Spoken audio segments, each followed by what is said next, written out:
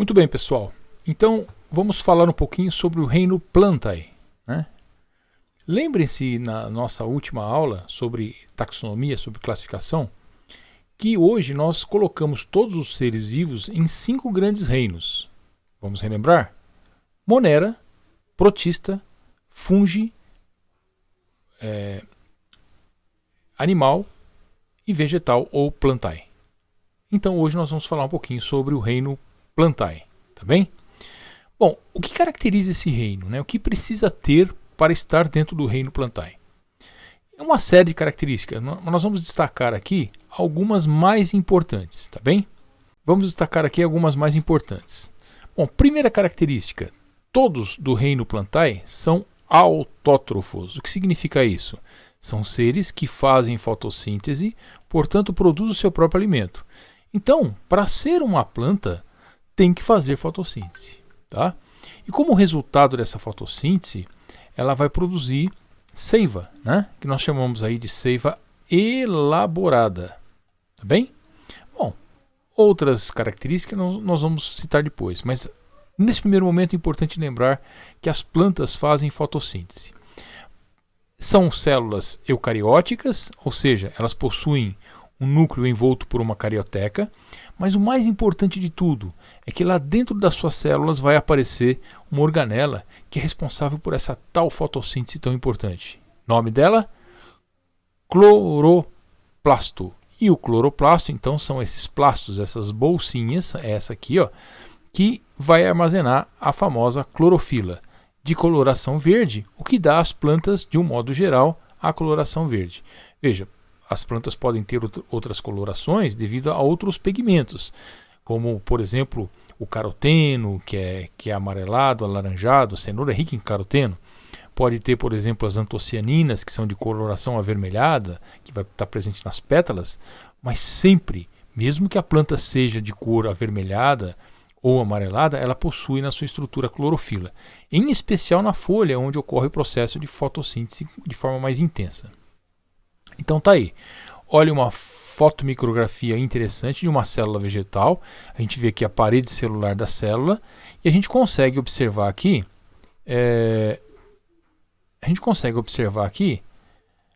essas estruturas verdinhas que são os cloroplastos. Os cloroplastos presentes somente em células vegetais, ok? Bom,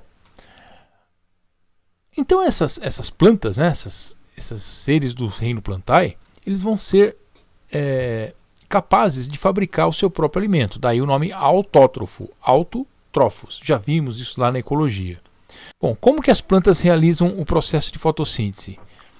Aparentemente de forma muito simples, porque na verdade o que ela utiliza é a água que ela absorve do solo. Então ela pega a água do solo, joga essa água através dos vasos condutores chamados xilema até a folha,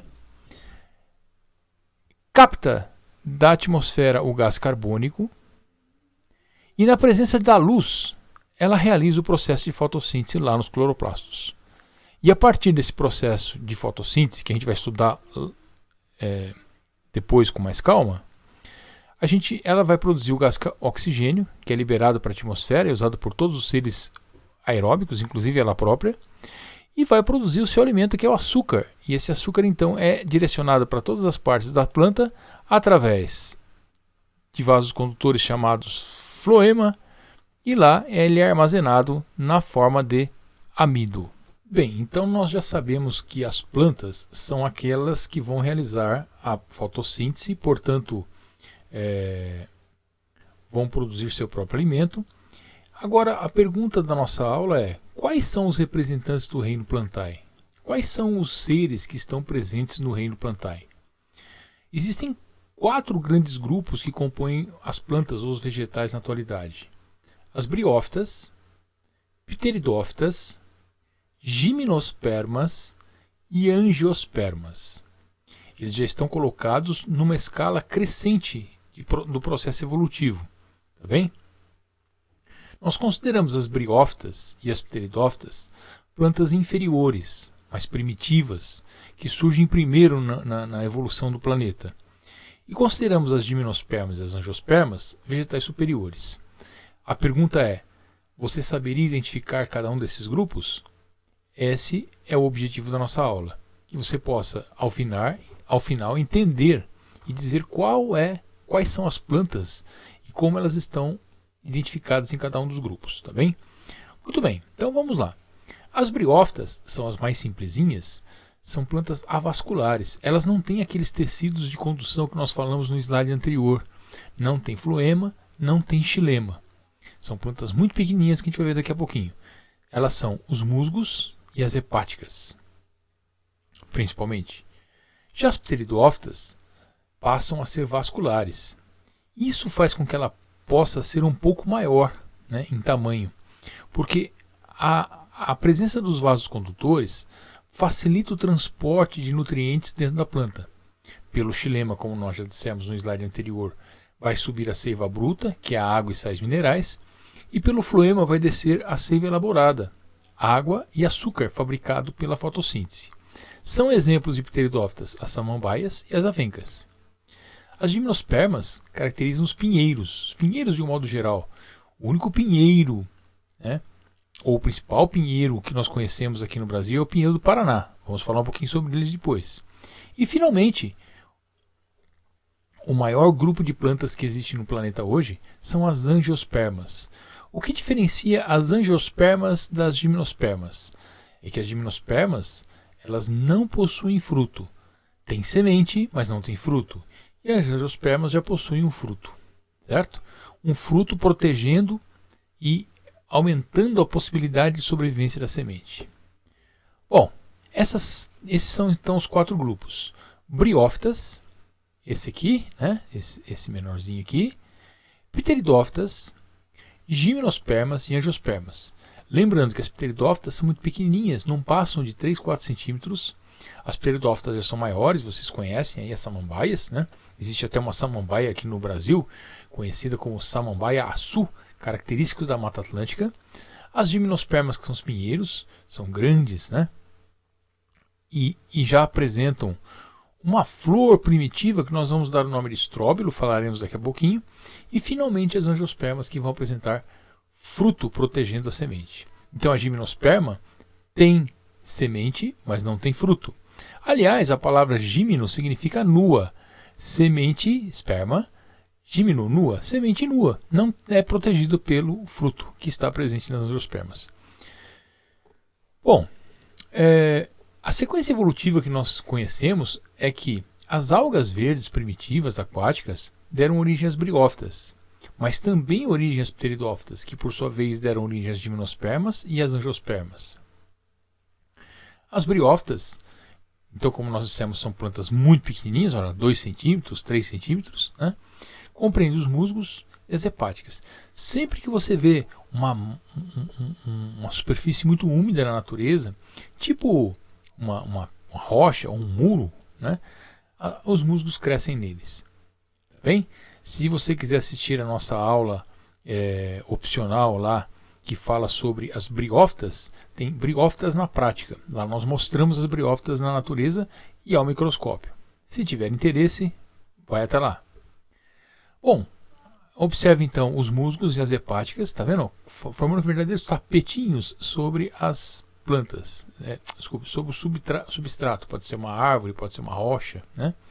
E as hepáticas são encontradas em locais um pouquinho mais úmidos. Existem ainda os antóceros. Os antóceros, mais difíceis de serem identificados, mas também são briófitas. Olha lá, a estrutura de uma briófita é muito simples. Uma plantinha pequenininha, a parte inferior chamada gametófito e a parte superior chamada esporófito. Não entraremos em detalhes no ciclo de reprodução, mas de novo, se você quiser conhecer, estão lá os vídeos para vocês acessarem. Ok? As pteridófitas são as samambaias, as avencas, as samambaias açu, né?